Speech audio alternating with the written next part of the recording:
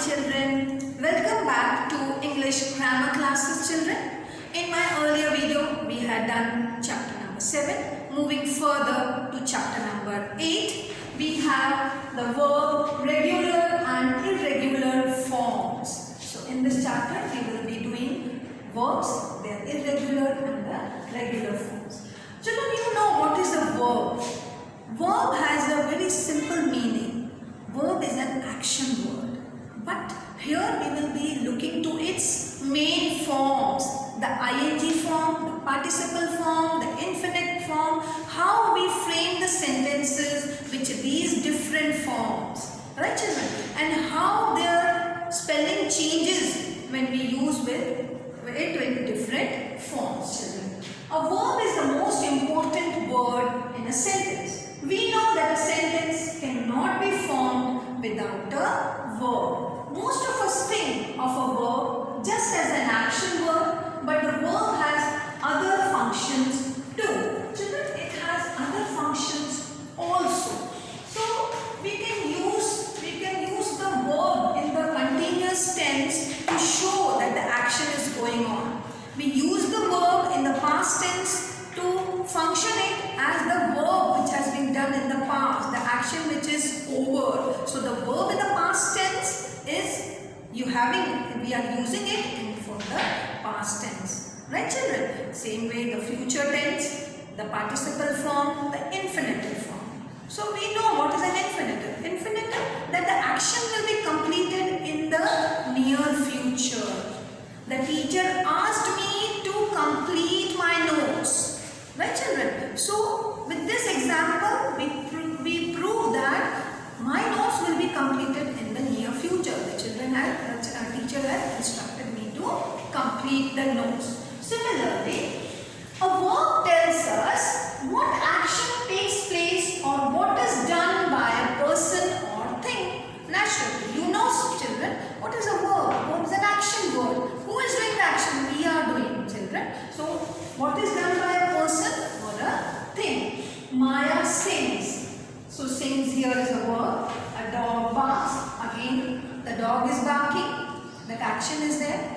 So, barks is a verb. What a noun is? She is the teacher. Here is a helping verb. Coal is black. Again, is a helping verb. What our perception of a noun is? How do we view the noun as? The answer seems right. These verbs seems, appear, they are the verbs which are related to our perception. We are not sure. It appears right. So my example is the answer seems right. I perceive it. Right, children? So those nouns which refer to perception, they are included in verbs. Right, children? Verb mainly has 5 forms. Children, and earlier I was explaining you, it has the ing form, the past tense form, the future tense form, the base form of the verb, the ing form, the past tense form, the past participle, the two infinitive form. So the children, in this class, in standard 7, we will be moving further with the definition of the verb. Previously we knew that verb is a action word, but here we will learn about the forms, its function. How do these verbs function in a sentence? What is the use, children? Look at the table. Look at the table below. Base form, past tense, past participle, the ing form, and the two infinitive. In the first, laugh, laughed, past tense, past participle also, the verb doesn't change, it is laughed. ing form, laughing, infinitive, to laugh. We have taken the base form of the verb laugh. Right, children? When we have walk, walked, walked, walking, to walk. Go, went, gone. Participle form is gone. The train has gone from the railway station. Right, children? Going, to go. Catch, caught, caught. Catching, to catch. Cut, cut, cut. All the forms, it is the same. The spelling doesn't change, but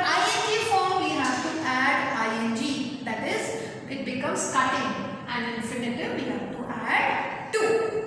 Sheila, for example, Sheila asked me to cut the apple. To cut is an infinite. The action is not completed, but it will be completed in the near future. That is to infinitive. That is the infinitive form of the verb, children. Let us move further. Helping verbs and main verbs. The main important unit of this is what are helping verbs and main verbs. Now look at these sentences. Karan was crossing the road. I can swim. I have finished my work. So very often a verb consists of more than one word. In the sentences above, the words can and have are helping verbs or auxiliary verbs, while crossing, swim and finish are main verbs, children.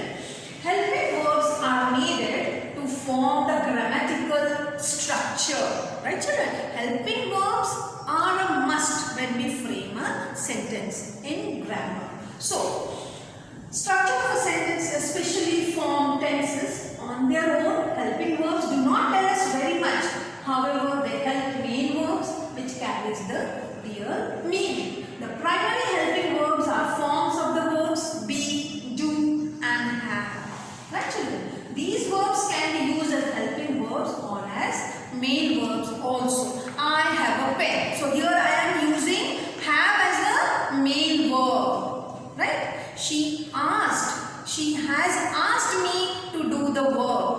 So here it is used along with the main verb, that is asked. Right, children?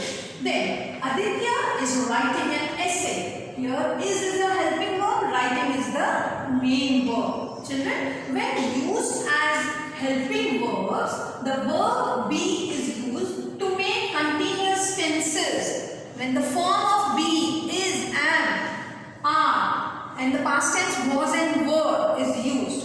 Raja is watching TV at home. Shabnam was waiting for you at the bus stop. So this is the present continuous tense, the ing form. This is the helping verb, and watching the continuous tenses. Right. Next we have to make the passive form. You know what is active and passive form? Active is when the subject is the doer of the action, and passive is when the receiver is the object and the object is placed in the subject's place and the necessary changes are made. We use the past tense. The form of the active is changed to the passive. Right, children? The subject moves to the object's place and the object comes to the subject's place in the passive voice, children. And the necessary changes are made in the tenses. So to make the passive voice, we use this form of verb. The fruits are kept in the basket. Kept is the past tense. Right, children? That is the passive tense, passive voice. The thief was caught. Was caught by whom? We don't know. That is, it is understood it is caught by the police. Right? So, caught here is in the passive voice. The verb have is used to make perfect tenses. Have, has and had. I have finished my assignment. Again, it is used along with the main verb in the past tense. I have finished my assignment. Right? He had made a promise. Again showing the past tense, the perfect tense. The verb do is used to make negatives. I do not like coffee. Paya did not know the answer. So these do. Do is a helping verb. It is used along with the main verb. Right, children? It is also used to make negatives. Right? Moving further, we have to ask a question. Did you want some food? What did Bala drink? So here we can see that we are asking a question. Do you want some fruit? What did Bala drink? So do is used here and the form of do is did. We are using here to frame questions. Next uses to show emphasis. I do study for my exams.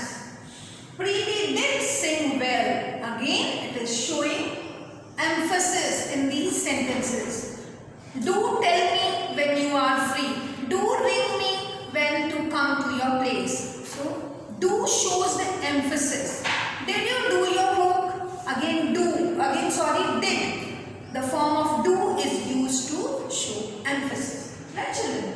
Then auxiliary verbs of helping. Auxiliary verb is the modal auxiliaries which express ideas, possibility, permission. We will study them in detail in chapter number 12. So children, exercise number 1 I will be sending the PDF, and exercise 2 also I will be sending the PDF. Coming to the next point, that is main verbs. Main verbs may be classified in many ways. Regular and irregular verbs, transitive and intransitive, finite and non-finite verbs. So verbs have been classified under these 3 categories. Today we will be doing the first category, that is the regular and the irregular forms of the verb. In the sets of verbs given in the table on page 45, notice how the past tense form and the past participle are formed for the verbs laugh and walk. We add D or ED to the base form to make the past tense form and the past participle. So base form is used to frame the past and the participle form of the verb. Verbs that form their past tense and past participle by adding D or ED to the main verbs are called regular verbs. Children, when I say laugh, when we have to make it in past tense, ED is added. So some of the verbs are such that only by adding D, or some of the verbs are such that only by adding ED they form the past tense. Right children? So those verbs are called they form in a fixed pattern. So these verbs are called regular verbs. I work in Bangalore, present tense. I worked in Chennai 2 years ago. This is past tense. I have worked in Bangalore for the past 2 years. I have worked. So here I have added ED. I have added have here to make it into past participle form. So when these verbs are changed from the base form, we are adding D or ED. They are called regular forms of verbs. Irregular verb form their past tense and past participle in many different ways. There is fixed pattern to make the past tense and past participle of irregular verbs. The only way to learn them through practice and regular use. Sometimes what happens? We have to frame them by some fixed pattern. Irregular verbs form their ED and the past tense and the past participle through a fixed pattern. They follow a fixed pattern, and children, we also will learn them by regular use. Right? We have to frame sentences, see it, check it with our textbook and the rules which are there for the irregular form of verbs. I repeat, regular forms of verbs are such. They are framed by adding D or ED to the base form, to the main form of the verb. But irregular verbs are not framed in the same pattern. There are different types, there are different forms in which we can form them. Base form here, we have the verbs with the 3 forms, the base, the past and the past participle form. They are identical here. Base form cut, past participle also cut. Let. Again bet. Bid, bait and bidden. Right children? Broadcast, all the same. Burst. So these irregular forms of verbs, they are formed in the fixed pattern. They have that same spelling everywhere. Then we have hurt. Input. So it is following that same fixed pattern. These are not changing except a few here in the participle form. Verbs with 2 parts identical. These verbs can be either regular or irregular